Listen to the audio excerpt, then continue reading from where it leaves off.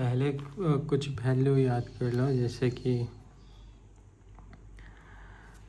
कुछ वैल्यू और कुछ फार्मूला, जैसे energy equals to H nu, energy equals to H C by lambda. H का वैल्यू होता है 6.63 into 10⁻⁻34 joule per second. C का होता है value 3 into 10⁸ metre per second. फिर एच सी का वैल्यू होता है 6.63 इंटू 10⁻⁻34 इंटू 3 इंटू 10⁸। तो हो जाएगा 19.8 इंटू 10⁻26 जूल पर सेकेंड। तो एच सी का वैल्यू कहीं भी दे तो ये लिख सकते हैं एच सी के वैल्यू के जगह पे। इस क्वेश्चन में क्या पूछा है, calculate the radius of bore third orbit for hydrogen atoms. इस क्वेश्चन में पूछ रहा है क्या, calculate the radius of bore third orbit of hydrogen atom. तो इसका फार्मूला क्या होता है, रेडियस इक्वल्स टू होता है 0.529 इंटू n² / z एंगस्ट्रॉम में। अगर तुमको रेडियस यहाँ पे दिया रहता कि इन मीटर तो दूसरा फार्मूला लगाती। अगर इन एंगस्ट्रॉम अगर ऑप्शन में दिया हुआ है कि इन मीटर में दिया हुआ है तो मीटर में अगर दिया रहता तो ये वाला फार्मूला लगाते थे 0.529 into n² / z 0.529 into 10⁻10 into n² / z metre. इसमें किसी में भी निकाल लो, फिर बाद में भी चेंज कर सकते हैं। जैसे रेडियस निकाल ले, radius of third orbit 0.529 into n² / z angstrom.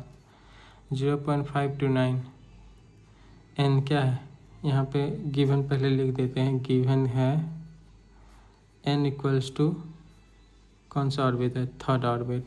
z क्या है, हाइड्रोजन के लिए 1 एटॉमिक नंबर होता है z।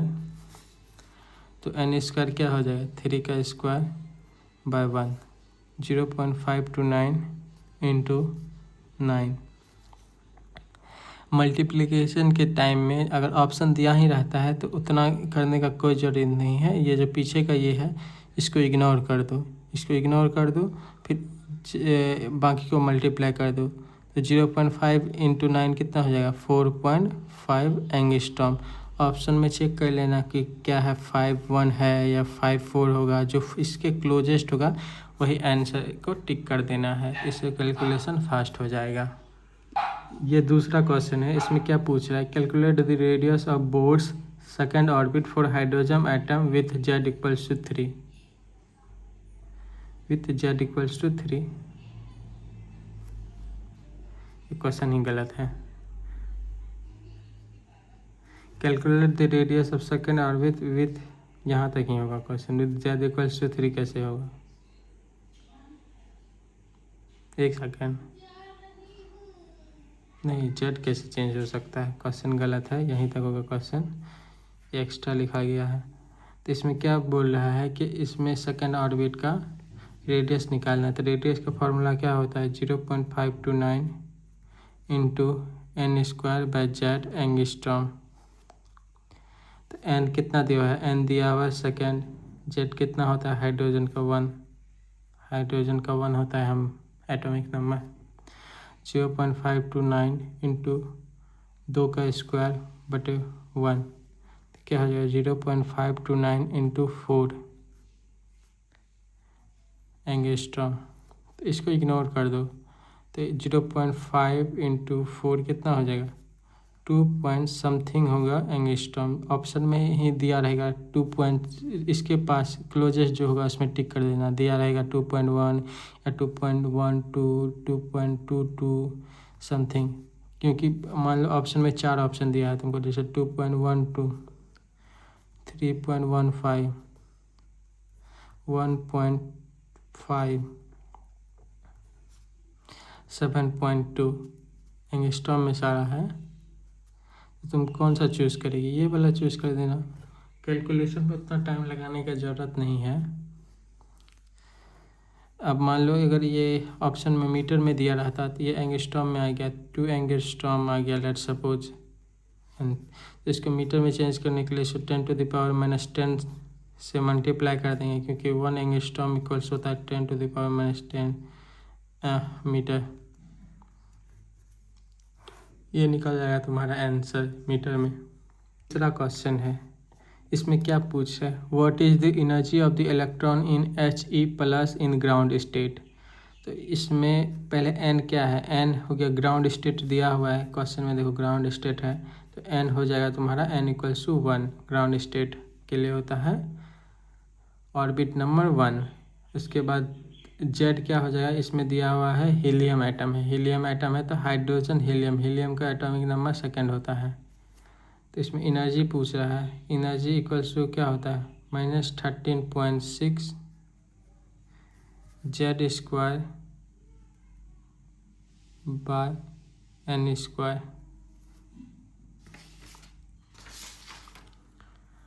Electron volt -13.6 into Z कितना है? जेड है 2 का स्क्वायर बाय 1 का स्क्वायर इलेक्ट्रॉन वोल्ट -13.6 इंटू 4।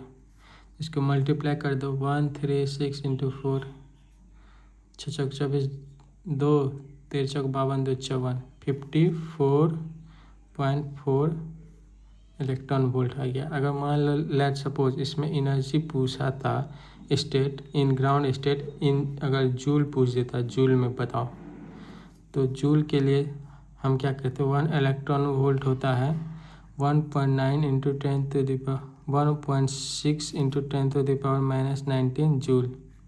ये होता है तो इसको कन्वर्ट कर देते -15.4 इंटू 4.4 इंटू 1.6 इंटू 10⁻⁻19 जूल।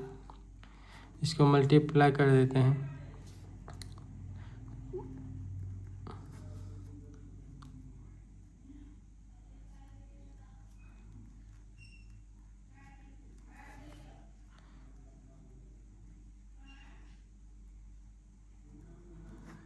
क्या आ गया 88.44 इंटू 10⁻⁻19 जूल। अगर मान लो कि इसमें इसको स्टैंडर्ड वे में सेट कर देते हैं तो मान लो कि 8.844 कि इसमें एक रूल है, जैसे ये वाला जो है इससे इसको कम किए, इससे इसको कम किए ना, से 88.44 है और ये 8.844 है, तो ये वैल्यू कम हुआ। तो ये जो वाला जो अगर माइनस में रहेगा तो ये वैल्यू भी कम होगा, 10.-18 जूल हो जाएगा। अगर मान लो कि ये वैल्यू है, इसको हमको 88 में चेंज करते तो वैल्यू बढ़ाते 88.44 करते, तो ये वैल्यू भी इसका जो माइनस वाला पावर है ये भी बढ़ता, तो हो जाएगा 10⁻⁻19 जूल।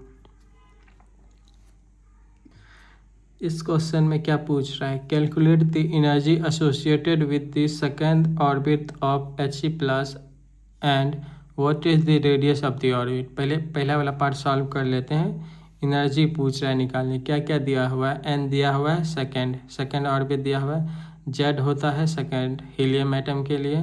तो एनर्जी का फार्मूला क्या होता है? Energy equals to -13.6 into Z² by n² electron volt -13.6 into 2 का स्क्वायर बाय 2 का स्क्वायर, तो ये कट जाएगा तो क्या निकल गया? एनर्जी -13.6 इलेक्ट्रॉन वोल्ट एनर्जी निकल गया सेकेंड सेल का। उसके बाद अगर लेट सपोज इसमें जूल में निकालने बोलते तो जूल में निकालने के लिए क्या करते? Energy in joule, energy joule में निकालने के लिए करते हैं, इसमें मल्टीप्लाई कर देते हैं 1.6 इंटू 10⁻⁻19 जूल को। इसको मल्टीप्लाई करते इधर टर्म में मल्टीप्लाई कर लेते हैं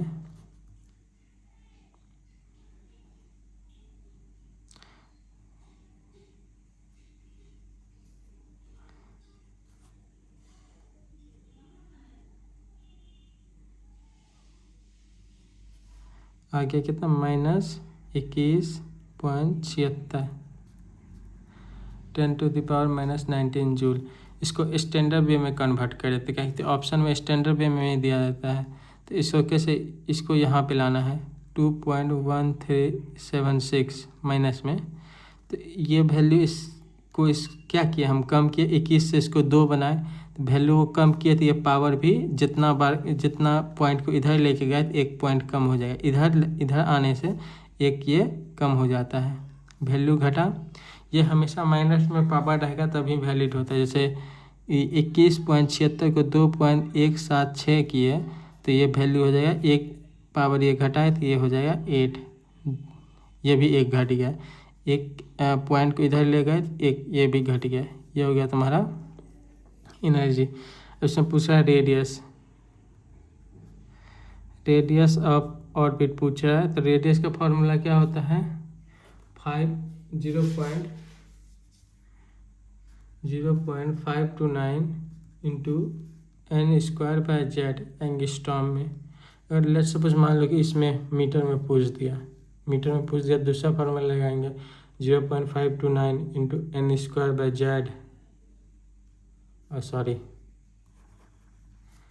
0.529 इंटू 10⁻⁻10 इंटू n² मीटर में। ये भी फार्मूला निकाल सकते हैं, ये भी फार्मूला से पहले वैल्यू निकाल लेंगे, लास्ट में 10⁻10 से मल्टीप्लाई कर देंगे। डायरेक्ट भी कर सकते हैं, ऐसे भी कर सकते हैं 529 इंटू 10⁻10 जेड एन कितना है 2 का स्क्वायर, जेड कितना है 2,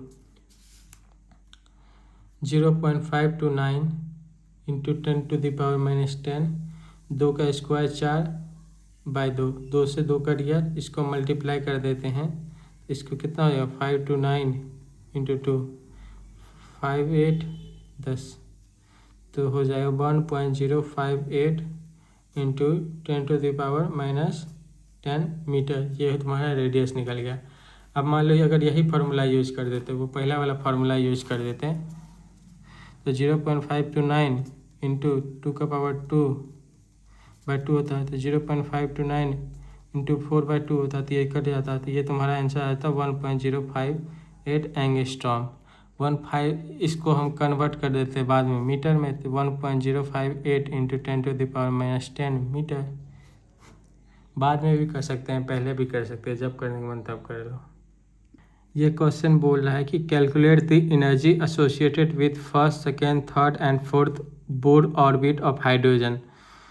तो ये क्वेश्चन पूछा है हाइड्रोजन का क्या कहते हैं, first, second, third, fourth orbit का जो एनर्जी होता है उसको याद भी कर लेना चाहिए, वो बहुत अच्छा होता है। जैसे कि एनर्जी फर्स्ट का निकाल लेते हैं, तो -13.6 into n² by z² by n² electron volt, -13.6। Z तो हमेशा कांस्टेंट ही रहेगा क्योंकि एटॉमिक ये कंपाउंड सेम ही है, हाइड्रोजन है, तो हाइड्रोजन का जेड हो जाता है 1। और क्या कहते हैं, ये ऑर्बिट नंबर n तो वेरी करेगा क्योंकि सब में अलग अलग है, तो E1 निकालना है फॉर द फर्स्ट ऑर्बिट, तो 1 का स्क्वायर बाय 1, तो फर्स्ट कितना निकलेगा -13.6 इलेक्ट्रॉन वोल्ट। E2 का मतलब 4 सेकेंड ऑर्बिट, इसमें वैल्यू n=2 हो जाएगा। -13.6 into z² by n²। Formula हमेशा लिखने का जरूरत नहीं है, तो हम समझाने के लिए बोल रहे हैं, तो डायरेक्ट भी निकाल सकती है। 1 का स्क्वायर, जेड हमेशा सेम ही रहेगा, 2 का स्क्वायर, तो -13.6 इंटू 1/4, इसका जो वैल्यू निकलेगा वो लिख दो जोड़ के। E3 का ऐसे ही -13.6 इंटू 1 का स्क्वायर बाय 3 का स्क्वायर निकल जाएगा, तो क्या -13.6/9 जो वैल्यू आएगा लिख लो। E4 का -13.6 1 का स्क्वायर बाय 4 का स्क्वायर, -13.6/16। तो इसमें क्या पता चला, हाइड्रोजन एटम में तुमको किसी भी ऑर्बिट का अगर एनर्जी निकालना है तो इसको डिवाइड कर दो -13.6 का स्क्वायर, मतलब -13.6 का बाय n स्क्वायर, क्योंकि z तो 1 ही होता है, z का 1 का स्क्वायर तो वो तो एलिमिनेट हो जाएगा, उसका कोई काम नहीं है। तो मान लो तुमको फर्स्ट का निकालना है तो -13.6 बाय फर्स्ट का स्क्वायर कर दो, -13.6 निकल गया। सेकेंड का निकालना है तो -13.6 सेकेंड का स्क्वायर कर दो तो -13.6 बाय 4 आ गया। इसको याद कर लेना है। इसका अब हम तुमको बताते हैं कि कैलकुलेशन कैसे करना है।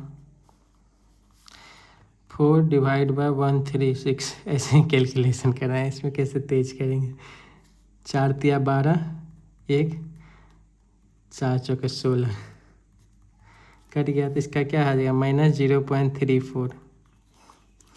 इसमें 9 से डिवाइड कर दो 136 को, 9 का 9, 9 पचे 45, बस इतना 2 डिजिट काफ़ी। इसका हो जाएगा 0.5 माइनस में इलेक्ट्रॉन वोल्ट। इसका 16 से डिवाइड कर दो 136 को, 16 85, 16 86, कैसे भूल गए,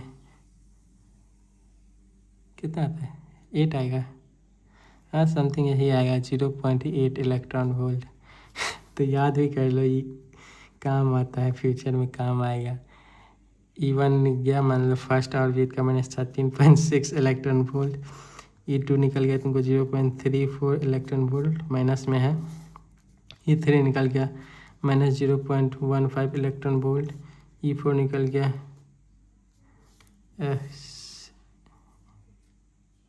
0.8 निकलेगा 0.08 इलेक्ट्रॉन वोल्ट माइनस में। माइनस यहाँ इसलिए है कि माइनस इंडिकेट करता है कि एटम के गिरफ्त में है तुम्हारा इलेक्ट्रॉन। अगर फर्स्ट ऑर्बिट में अगर कोई इलेक्ट्रॉन है, उसको इतना एनर्जी दोगी तो वो तुम्हारा इलेक्ट्रॉन बाहर निकल जाएगा, मतलब एटम से ही बाहर निकल जाएगा, वो इमिट हो जाएगा। सेकेंड ऑर्बिट में अगर तुम्हारा हाइड्रोजन का कोई इलेक्ट्रॉन है, मतलब हाइड्रोजन एटम का सेकेंड ऑर्बिट में अगर कोई इलेक्ट्रॉन है तो तुम उसको इतना एनर्जी देगी तो वो एटम छोड़ के बाहर निकल जाएगा। इससे ज़्यादा एनर्जी देगी तो इतना एनर्जी तो वो बाहर निकलने के लिए लगाएगा, फिर बाकी जो एक्स्ट्रा एनर्जी देगी, मान लो तुम दे दी उसको 2 इलेक्ट्रॉन वोल्ट का एनर्जी, 2 इलेक्ट्रॉन वोल्ट का एनर्जी दी,